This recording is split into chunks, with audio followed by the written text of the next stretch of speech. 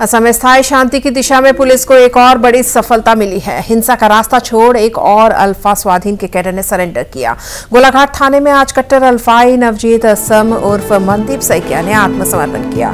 गोलाघाट जिले के मरंगी गांव का निवासी मनदीप 2010 में शादी समारोह में जाने के बहाने घर छोड़ प्रतिबंधित उग्रवादी संगठन अल्फा में शामिल हो गया था और अब हिंसा का रास्ता छोड़ मनदीप मुख्यधारा में लौट चुका है। पुलिस के समक्ष उसने हथियार डाले हैं। मनदीप की वापसी पर घर वालों ने खुशी जाहिर की।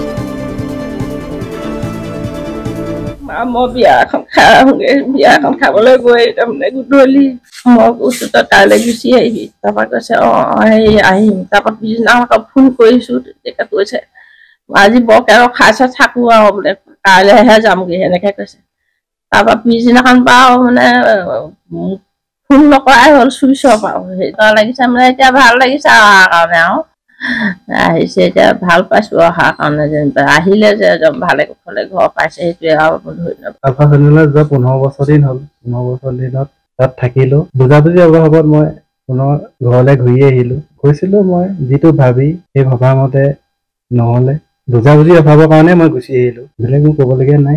আলফা চেনেলত লগ পাইছিলেনে?